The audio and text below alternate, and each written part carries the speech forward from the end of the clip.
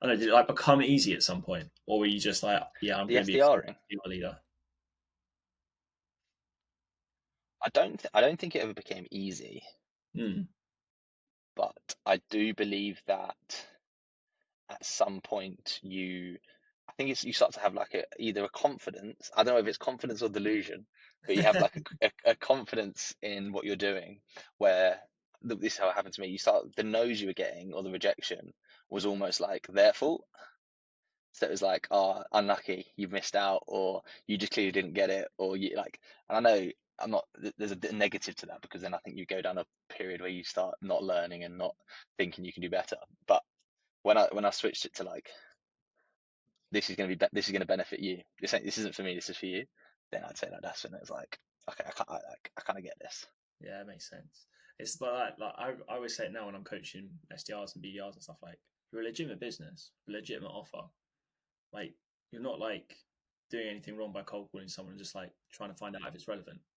And like when you make that switch or that connection, that's when I think you can start to realize like how to generate more pipeline follow ups, stuff like that. And it's just like if it's a bad call, it goes wrong, it doesn't really phase you, and you can just like carry on. Well, I think the other thing on that as well is like I think I think a lot of BDRs or SDRs know the right thing to do. So I think if you're in a room and you're role playing and you're doing Yeah, a session, yeah, a lot of like there's loads of good SDRs out there. I think a lot of them would be able to actively listen. They'd be able to ask the right question. They'd be able to like control the conversation going the right way. However, I think the difference between like majority of SDRs and the elite ones are the people that can do it like in the chaos or under the pressure. Like they can remember the skill. Because how many times do you do that call listening with someone and they've kind of not messed it up, but maybe like not done a great job on the call, and then straight away after you say what should you have said, and they know the answer. Like, it yeah, happens yeah. all the time. 100%. It's a pressurized thing, right? Like being an SDR is like day to day targets, almost like hour to hour targets in like some scenarios, right? Especially how where me and you learn, right? And like people forget role play, forget training, forget enablement. I see like that's the key place people go wrong with their SDRs at the moment. So I mean, how do you handle that at the moment? It seems like knowing you as well, like you do a lot of probably role play, a lot of like enablement, so that they're ready when it's like game day when they're actually in the call. 100%. Like this is not my quote. This got taught to me, but I think the job of like some SDR manager or head of business development, whatever you want to call it, is to get your team, your players, your SDRs, your BDRs on the pitch, which means in a call, like as much as possible. So the enablement is 100% like important. Like there's so many great SDRs out there who are having two conversations a day and think they're bad because they're only having two conversations a day. So yeah, I think my philosophy seems like quite a serious word, but my like viewpoint of it is I think people can overcomplicate it, rely a lot on like I said to you before, like rely a lot on too many tools, and then really drop off the fundamentals of like just being a good salesperson, which fundamentally is um, doing the hard yards, finding the right contacts, and yeah, I think sometimes there's like an over reliance on tools and lack of focus on getting people in calls and role playing it out really. 100% right, and that's exactly why we wanted to have Chris on today. Chris Doidge, old colleague of mine, now the head of business development or head of outbound at Convergence Group, and everything I saw him achieve in his previous role, where he made it to director of sales development.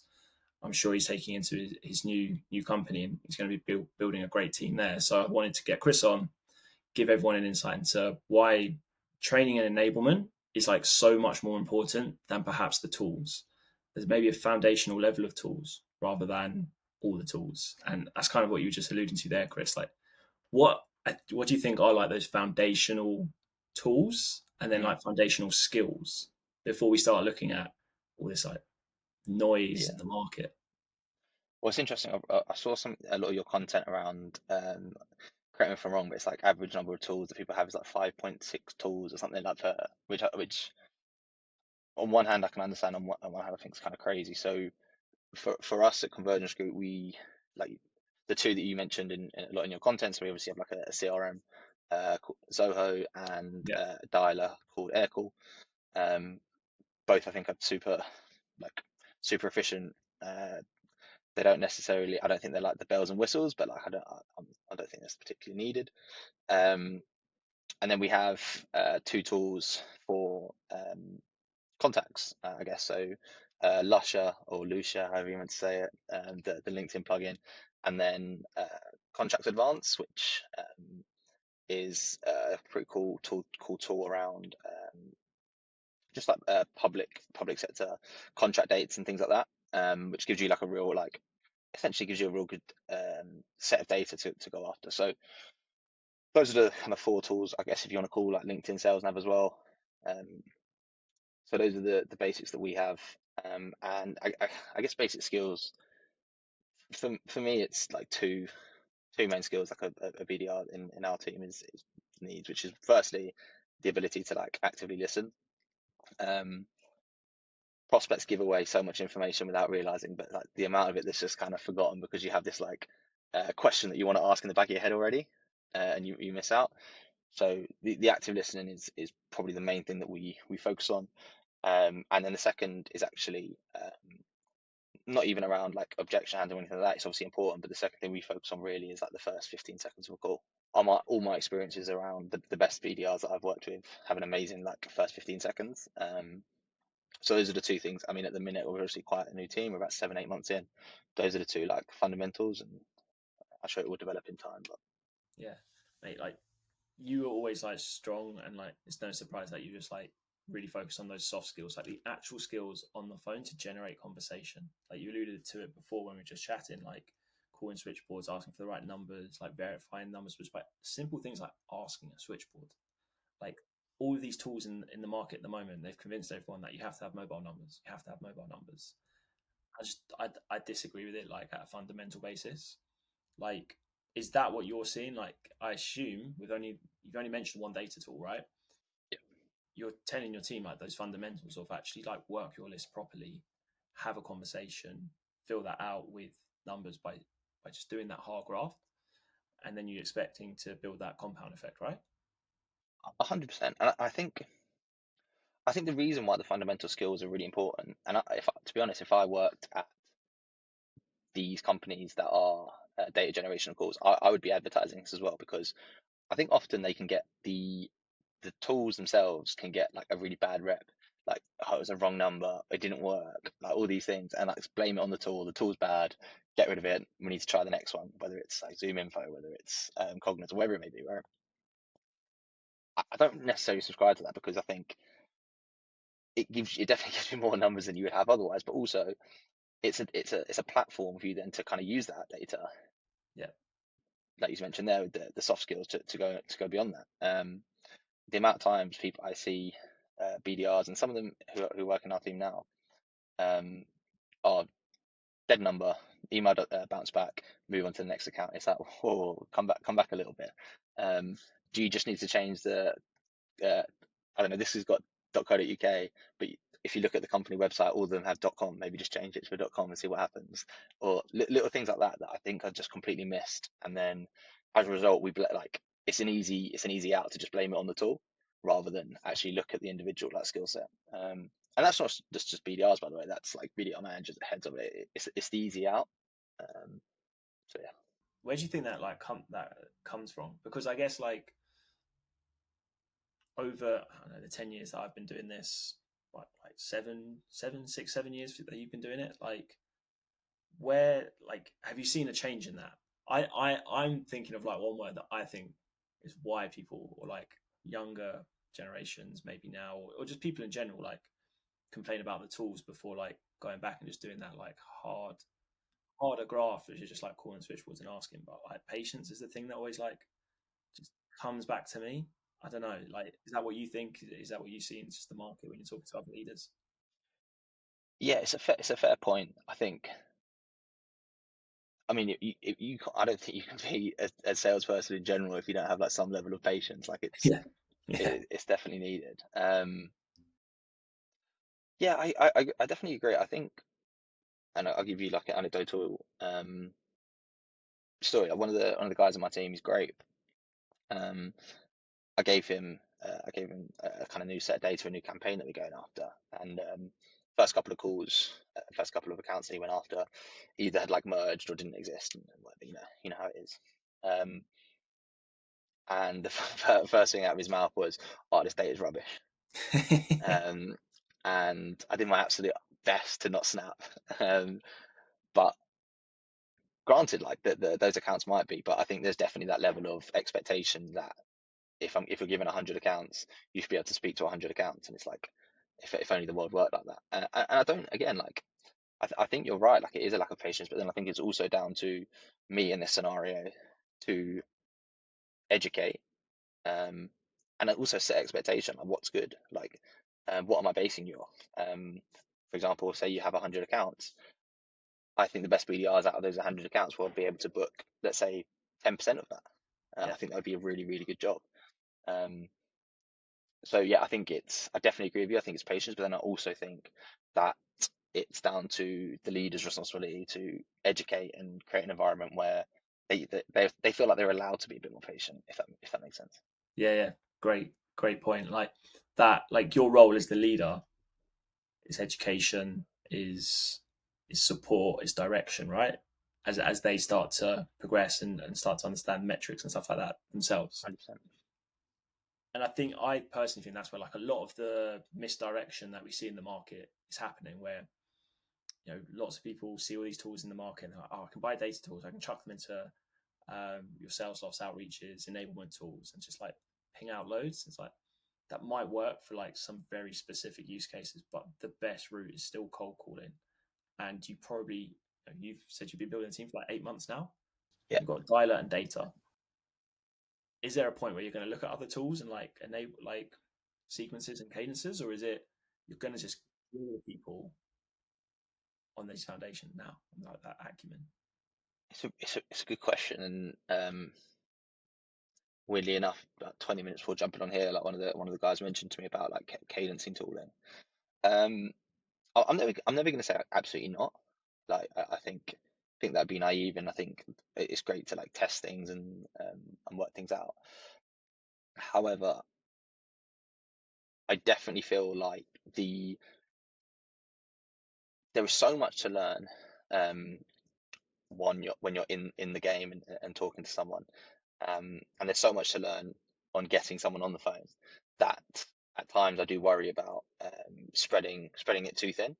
And if you have too many angles, um, how specific are you really being?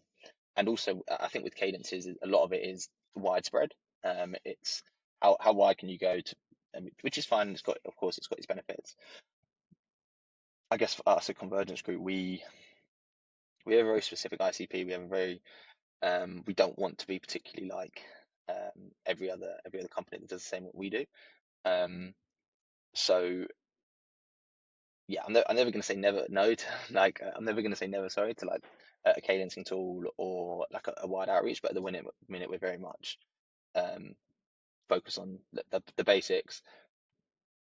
First of all, get some good data in, then make it better yourself through the skills that you have, um, and then yeah, learn how to get better on the pitch.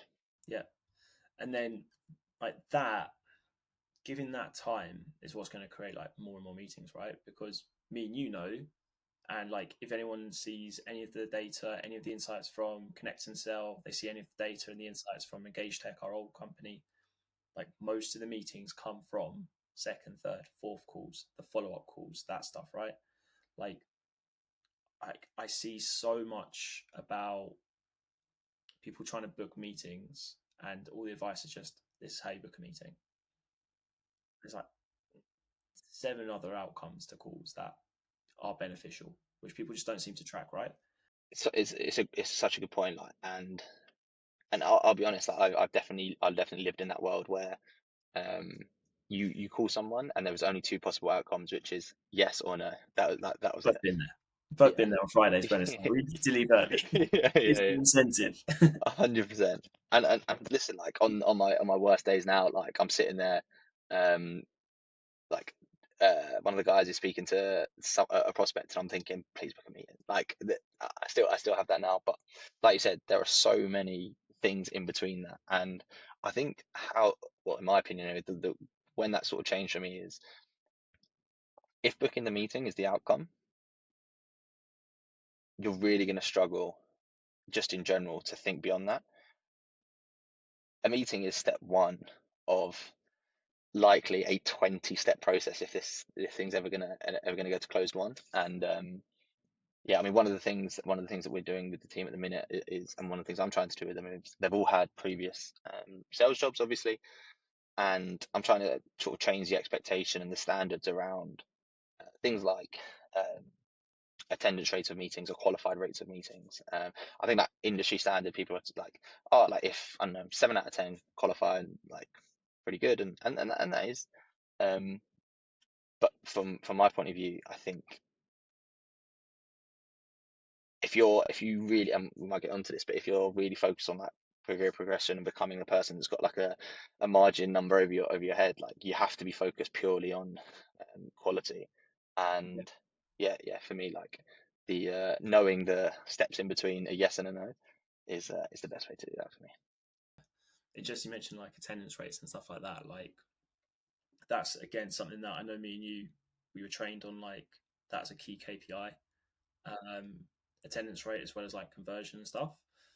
But a lot of companies, I think, don't think about that attendance rate as much, especially like maybe like startup stuff who they just want meetings through the door. What's like your benchmark for like good attendance at the moment? Like is it 70%, 80%, 90%? I think it's gone up, and it's not as hard as everyone tells you on LinkedIn. Yeah, for sure. To be frank, I'm looking at 80% minimum. Um, yeah, I'm looking at 80% minimum. And just to be clear on that, that's if someone sort of like emails in before and saying like I need to move it to next week, you move it to next week.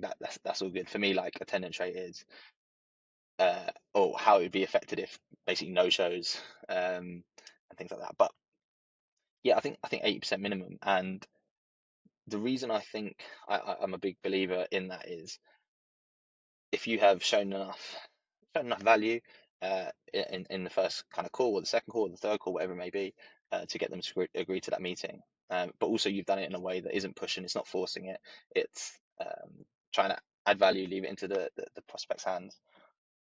They should want to turn up. And yeah, like it goes back to the qualification rate. If you're kind of forcing someone to show up, there's a benefit to that to some extent, i.e., getting your brand awareness out there and just explaining who you are to someone, which is great. But let's leave that to the marketing team. Yeah, Um, so yeah, like, I'm a big believer in sort of 80% plus, and also I think, to be honest, it massively overcomplicated in terms of how we do that. How we do that. I mean, one of the guys had I think it was like a 26 meeting run in a row, and then it broke a couple of weeks ago. He was fuming, but it's pretty simple stuff. He'll send an invite on the call, make sure they accept it before he gets off the call. Um, Touch points between that, confirming that, like little things like confirming the right platform. You just assume someone uses Teams and suddenly they can't join because they find out you're using Zoom, and then just little things like that. So, but yeah, for sure, I think you can not easily, but you can definitely go 80% plus. yeah, mate, 100%.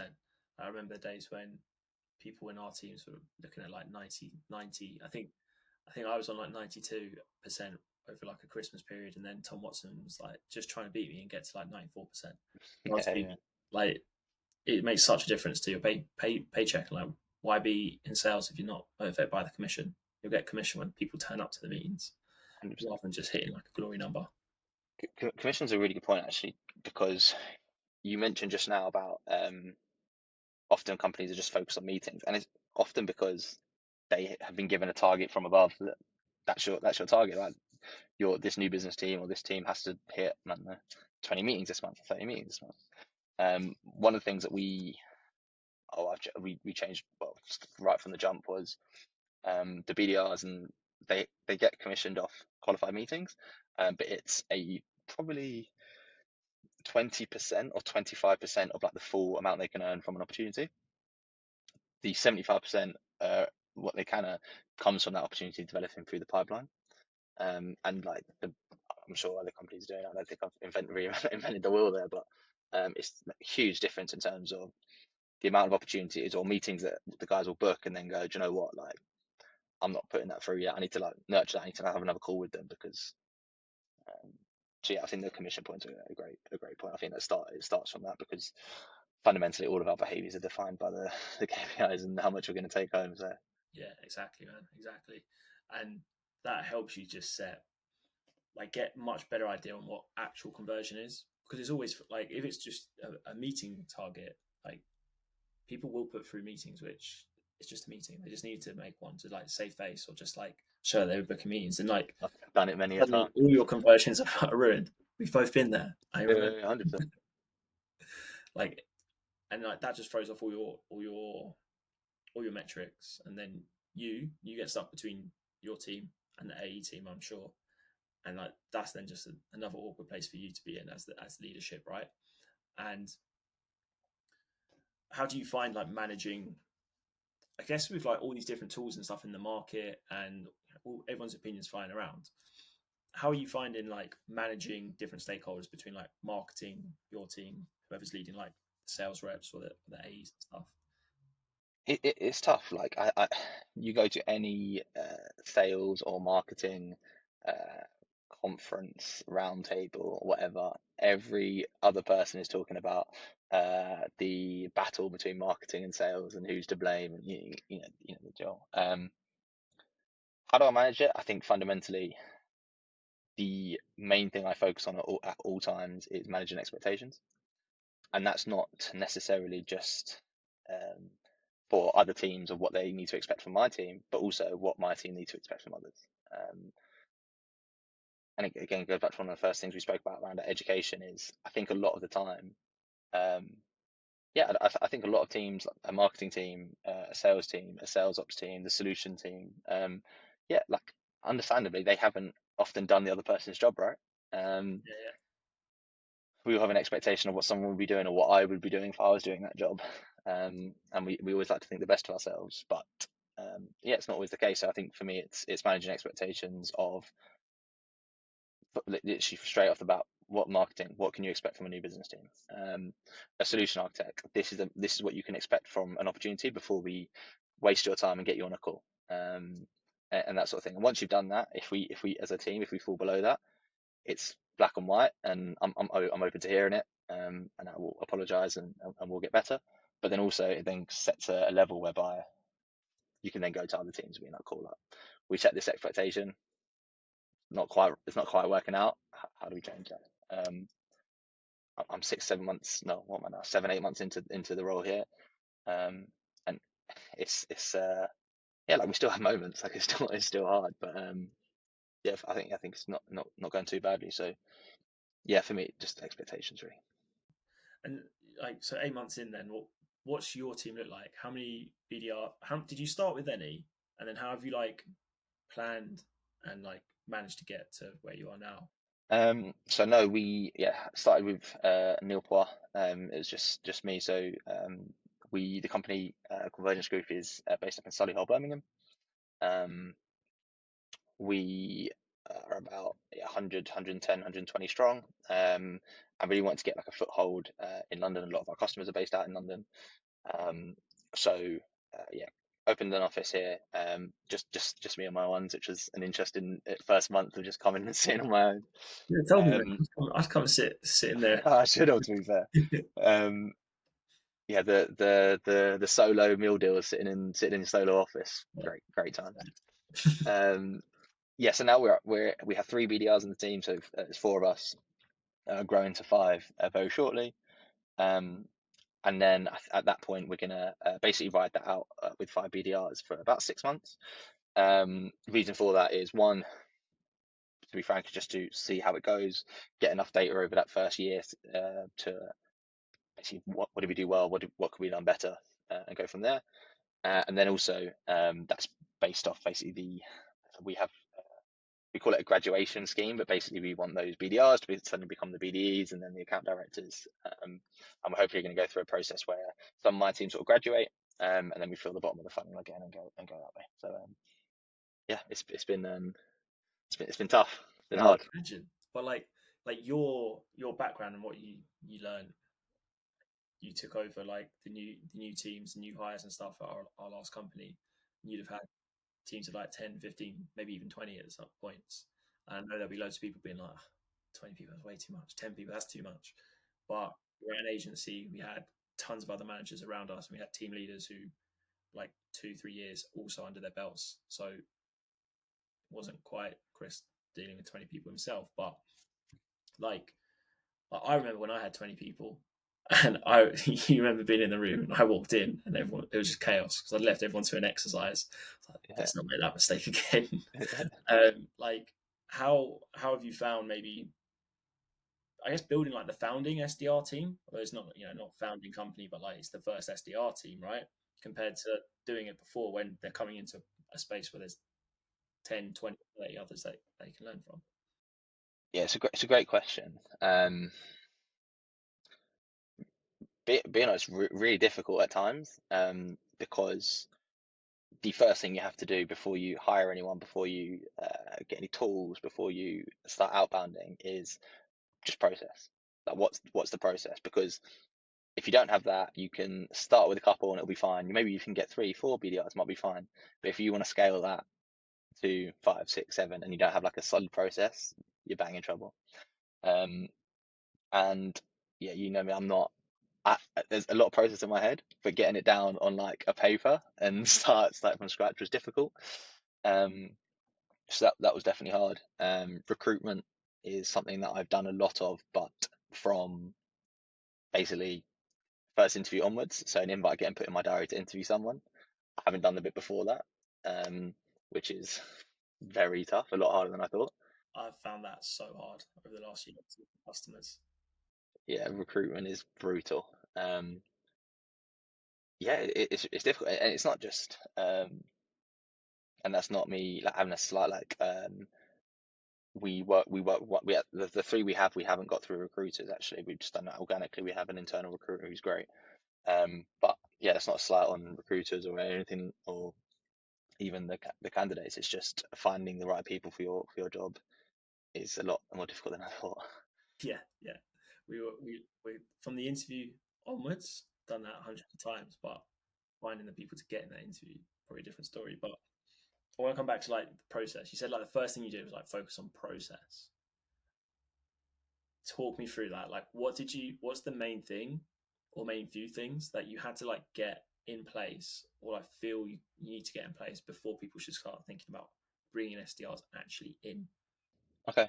Um, so first thing I would say is um, the first thing I thought about was a customer journey through the company.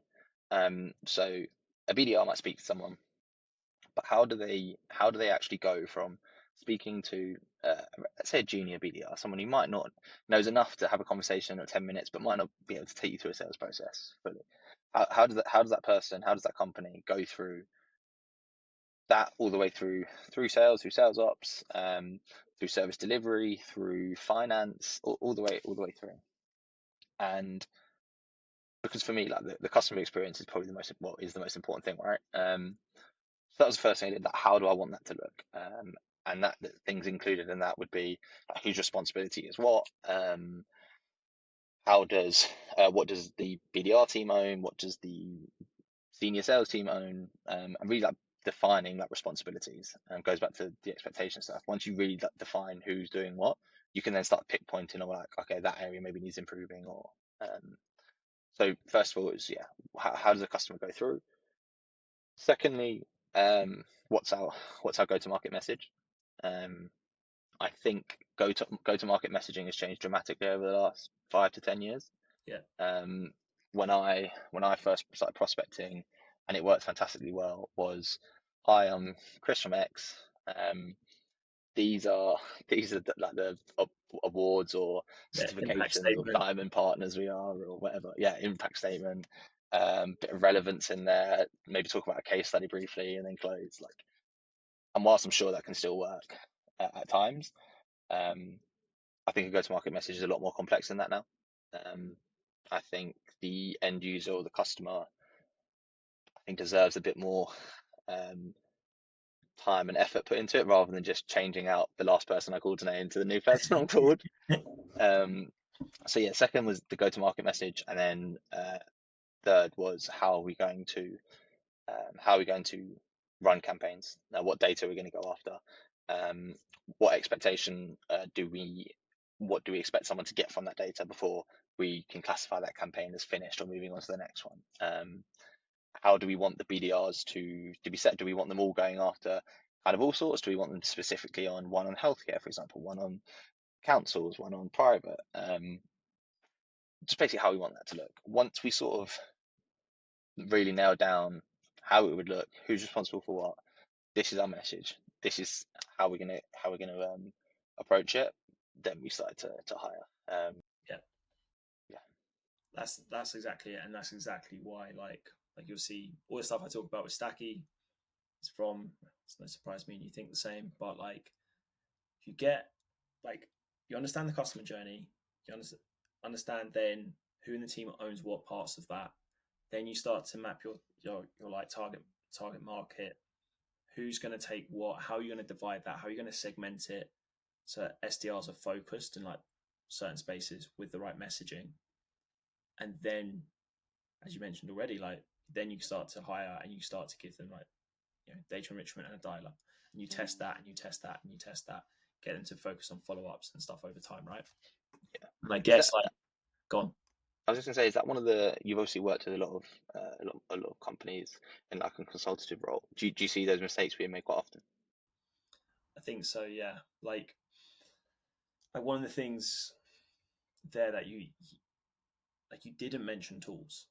Like you get all the other stuff because you need the foundation and the process and the understanding of how things are going to work.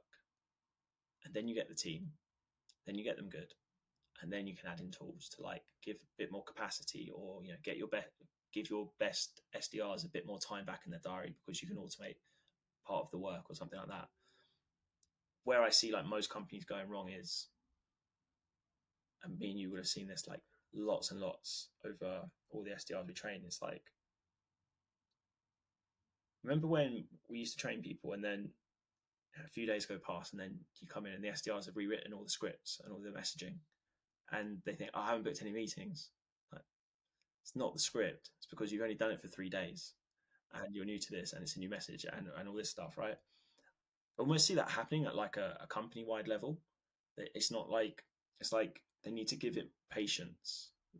Just like let that compound effect start to happen of getting slightly better at this message, slightly better at this message. And now you're booking meetings and now you've got loads of follow ups. So you're booking even more meetings.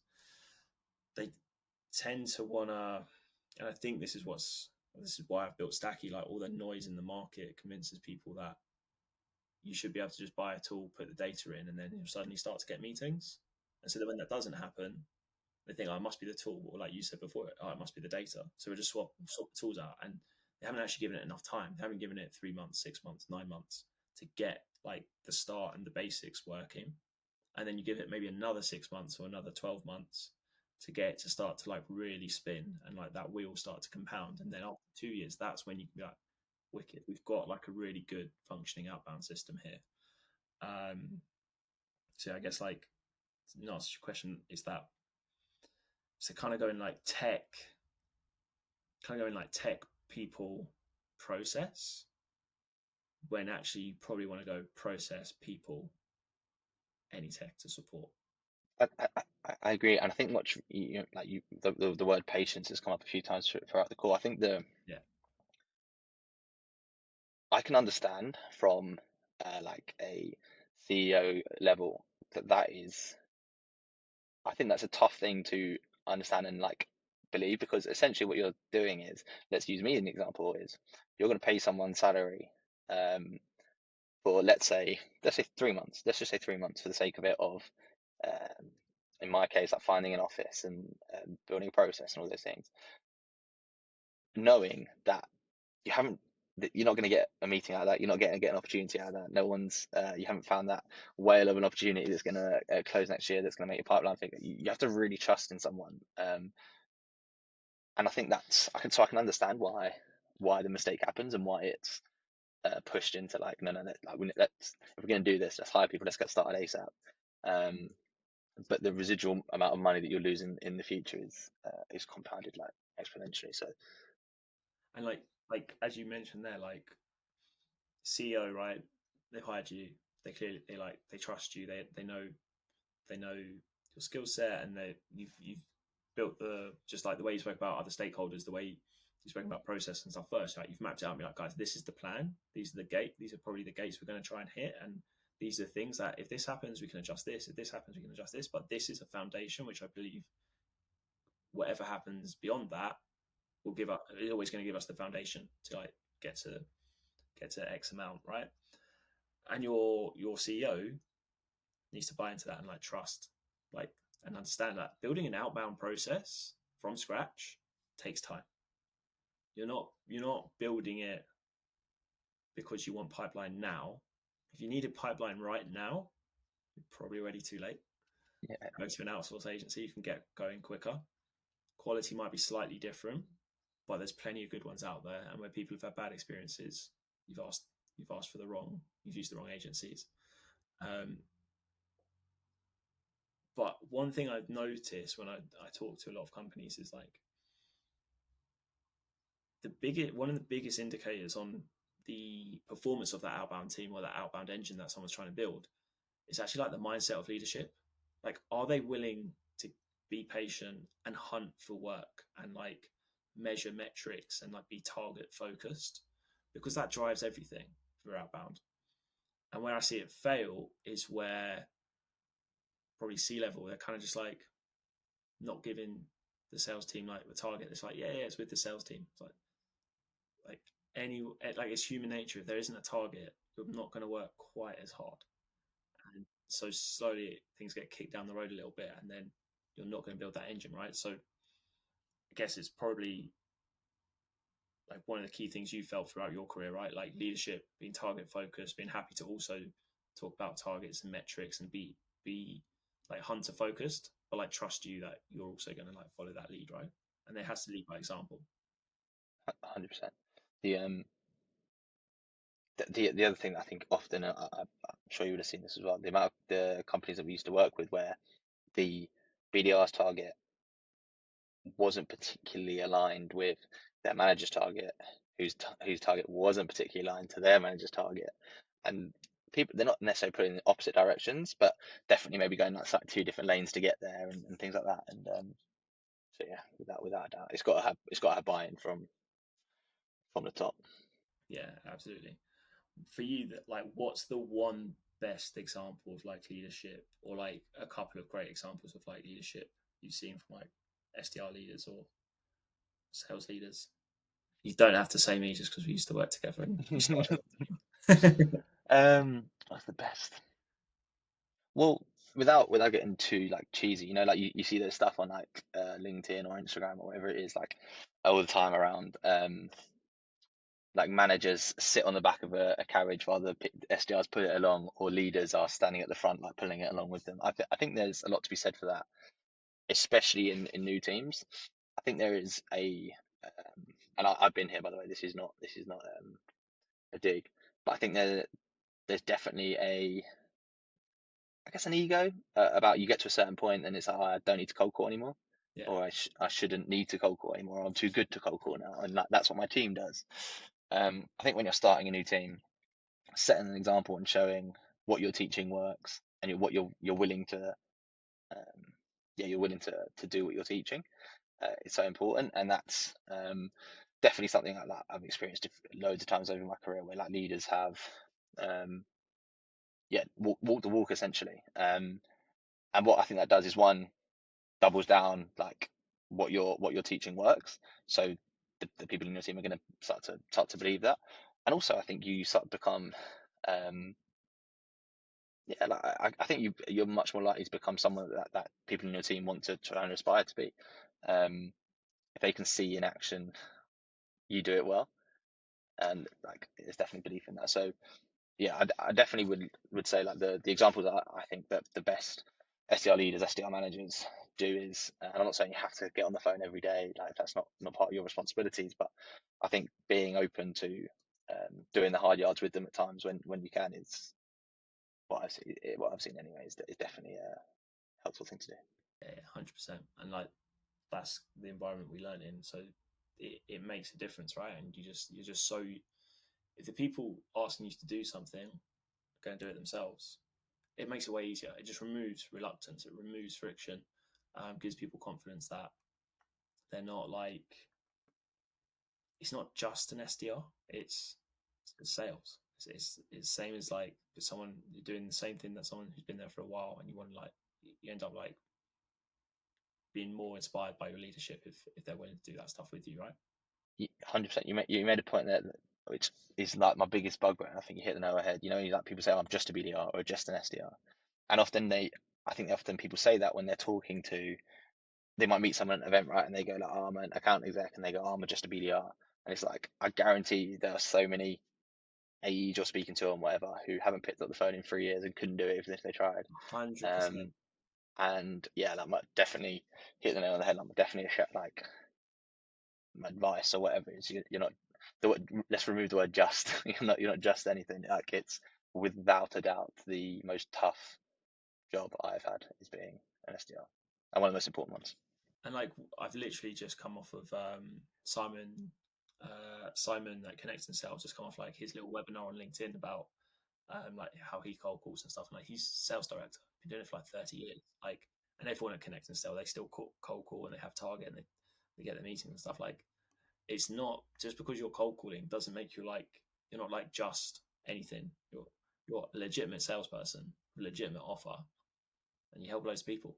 And that's the attitude like you want to instill in SDRs these days. And then that should hopefully help them get back on the phone, to remove a little bit of call reluctance, make them enjoy it, gamify it, do lots of enablement and training and stuff like that.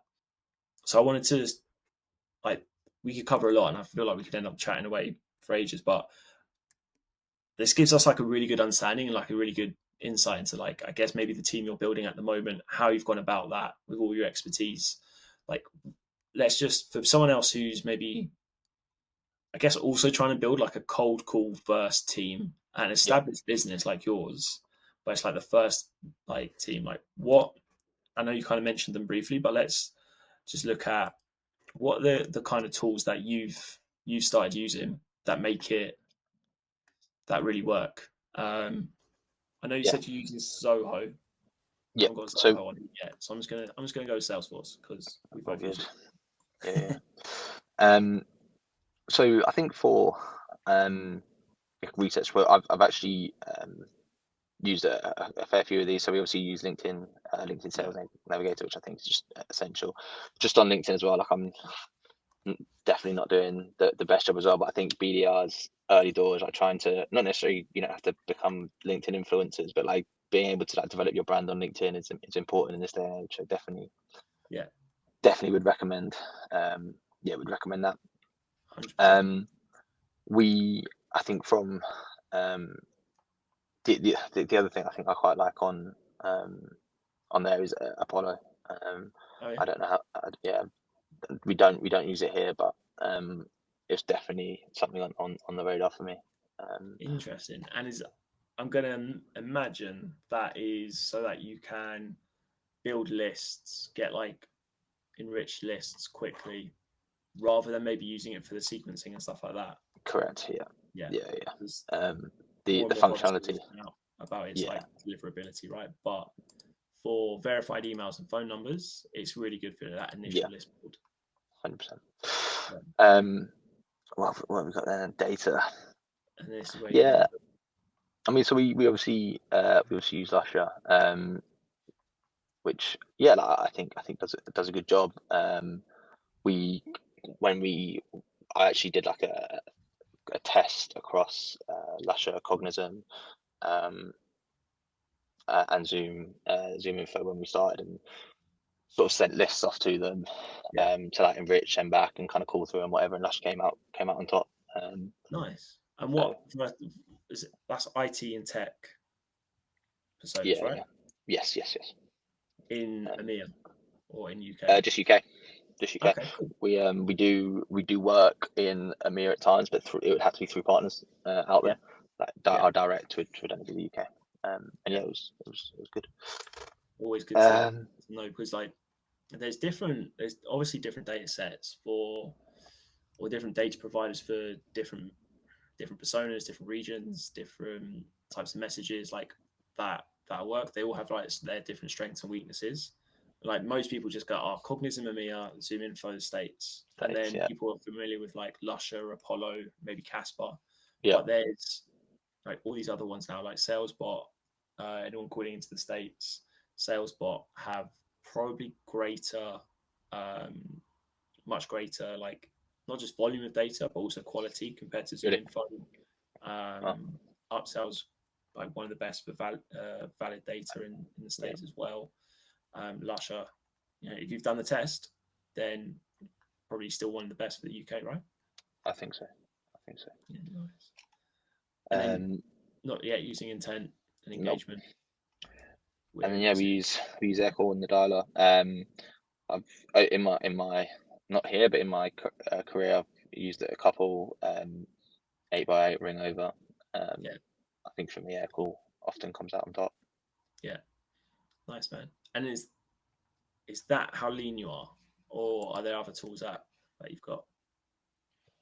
No, Echo, Lush Up, LinkedIn, SDRM. That's Convergence Group. So simple, mate. Like it just proves you don't need to buy into all the tools that everyone is telling you to use. I imagine like for you, you mentioned like you might look at like sequences or cadences. Um, I know how like personally know how like big you are on coaching, enablement, and stuff like that. Maybe tools like Second Body, Lego, and stuff might be worth looking at some point as well. Um, are there Yeah, any other things that you're kind of thinking about, or what's I next? think Or yeah, definitely you make a good point of the enablement stuff. I've obviously got experience using a Lego before, Mhm. which is a good tool. Yeah, I think what it also does for me, what I think the next tool that I'll sort of be looking for in that regard isn't just allowing me to coach, but yeah, also as we look to grow and obviously people get busier, a tool that is actually um, coaches as well, yeah, which I think is important, and not just yeah, something to like enable it, but like something to do it as well. yeah. Um, You know what you should actually look at? You should actually look at Second Body. yeah, Yeah, so Second Body, like it's new, like in the field that I don't know who decides what the categories are, gives the names to categories, but it was a yeah, role playing tool. Now it's conversational AI, and there's a few of them now. But because you use Aircall, it does integrate, so it will pull in your calls from Aircall, and yeah, then it will train AI personas off those calls. So then your team at any point can go in and like practice and role play with those personas, and you can set like sprints and like targets and stuff. Like I've got like I use it, and I've got the structure of a cold call that me and you have both like learned from and yeah, probably tweaked like 100 times. I've got that as a playlist, and people I coach can go in and like practice back and forth with it from real calls that I've had. yeah. So that might be a cool Okay, one for you to look at. yeah, nice. But like this just shows again what we're showing time and time again in all these conversations. To succeed and have a BDR team that generate quality meetings with a high attendance rate, that considers the customer journey, that actually impacts like the pipeline, helps you slowly scale that team at a measurable and like controlled way, while still like continuing to hit your targets. You don't need loads of bloody tools. You need the basics so you can get their foundations, and all the work you're doing focusing on training process, like the team's own sales ability and sales acumen, that all needs to come first. Yeah, 100%. And I think it's just when you think of it rationally, if you spend fortunes and have loads of tools of getting people on the phone, but then they don't have the ability when they're on the phone, pointless. Yeah, Same goes the other way. If you are spending all the time in the world making someone amazing on the phone, but they're never speaking to anyone, again, what's the point, right? So, yeah, yeah, for me, it's finding the middle ground. It's making sure you're not spreading yourself too thin. It's one or two things. Let's focus on these really well, and then hopefully, hopefully success to follow. exactly that, mate. Absolute pleasure having you on, Chris. Thanks, mate. Everybody follow Chris on LinkedIn. Look out for some of his content. I know he's posting more and more about like your sales development leadership sort of journey, I suppose. And Yeah, for sure. there's like real valuable insights there for anybody who wants to become a leader. Um, Everybody, please subscribe on YouTube so you can see more of this content, and visit Stakki. Go and build your sales stack.